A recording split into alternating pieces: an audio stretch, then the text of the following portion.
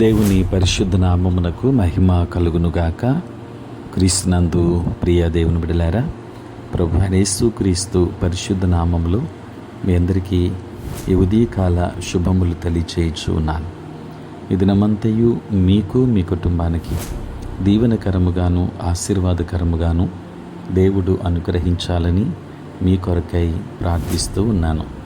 నేటి దినము కొరకు ఏర్పాటు చేయబడిన దేవుని వాక్యము ఆదికాండం 26వ అధ్యాయం 1 మరియు 12వ వచనాలు. అబ్రహాము దినములలో వచ్చిన మొదటి కరువు కాక మరి ఒక కరువు ఆ దేశంలో వచ్చెను. ఇస్సాకు ఆ దేశమందు ఉన్నవాడై విత్తనము వేసి ఆ సంవత్సరము 100 ఫలము పొందెను. యెహోవా అతనిని ఆశీర్వదించెను గనుక ఆ మనుష్యుడు గొప్పవాడాయను.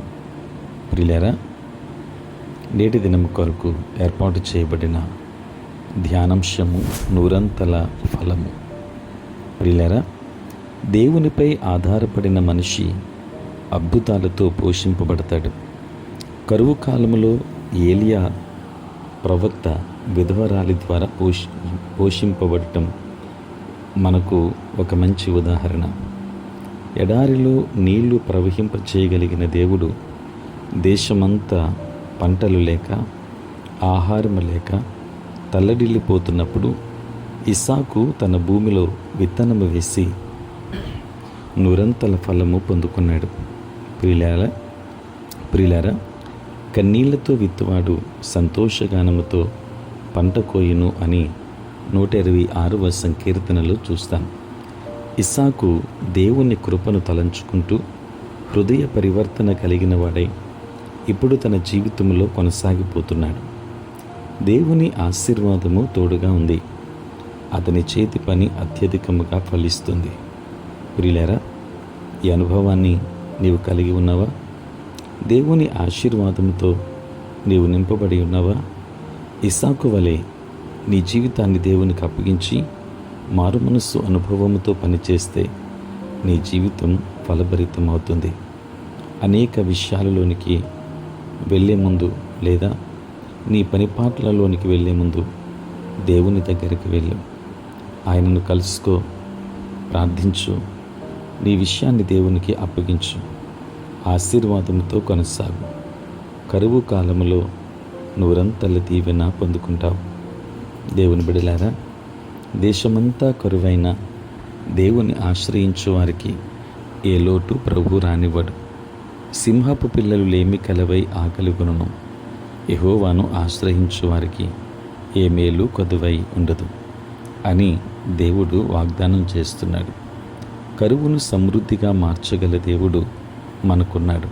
కాబట్టి ఒంటరిగా జీవిస్తున్నా, ఏ ఆధారం లేకపోయినా, నిరాశ్రయులైన, ఎలాంటి దీనస్థితిలో ఉన్నా దేవుని ఆశ్రయిస్తే ఆయన మనలను సంరక్షిస్తాడు, మన కొరతను సమృద్ధిగా మారుస్తాడు. దేవుడు మిమ్మల్ని, మీ కుటుంబాన్ని దీవించునుగాక. ప్రార్థన. పరిశుద్ధుడైన తండ్రి, ప్రేమ కలిగిన ప్రభువా, మీ పరిశుద్ధ నామమునకై వందనాలు, స్తోత్రాలు చెల్లిస్తున్నాం నాయన. రాత్రంతయు కాపాడి సంరక్షించి సుఖనిద్రను మాకు దయచేసి మా జీవితంలో మరి యొక్క నూతన దినాన్ని మేము చూడగలిగే భాగ్యాన్ని మీరు మాకు ఇచ్చినందుకే స్తోత్రాలు. ఈ దినమంతా కూడా మీ సన్నిధి మాతో ఉంచండి. మీ ప్రసన్నత మాకు దయచేయండి. ప్రతి బలహీనత నుండి విడుదలనివ్వండి.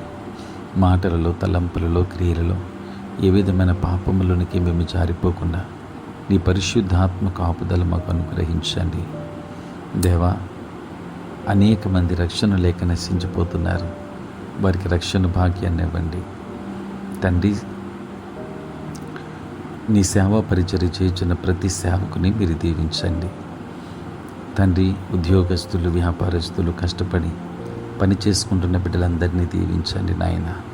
మీకు స్తోత్రాలు చెల్లిస్తున్నాను ప్రభువా. నాయన, పుట్టినరోజు, పెళ్లి రోజు జరుపుకొనిచ్చిన బిడ్డలను దీవించండి. నూతన ఆశీర్వాదాలు మెండుగా వారికి అనుగ్రహించండి. నీ పరలోకపు దీవెనలు ప్రతి ఒక్కరి మీద కుమ్మరించండి తండ్రి. నీ స్తోత్రాలు నాయన. ఈ ప్రాతకాలపు ధ్యానములలో ఎంతమంది బిడ్డలు ఏకీభవించి ప్రార్థిస్తున్నారో ప్రతి ఒక్కరికి కావలసిన సహాయమును మీరు అనుగ్రహించమని, నీ పరలోకపు దీవెనలతో నింపమని యేసు నామములో ప్రార్థించి వేడుకొనుచున్నాము తండ్రి. ఆమేన్. తండ్రి, కుమార, పరిశుద్ధాత్మ త్రియేక దేవుని దీవెన సదా మీకును మీ కుటుంబానికి తోడై ఉండును గాక. ఆమేన్.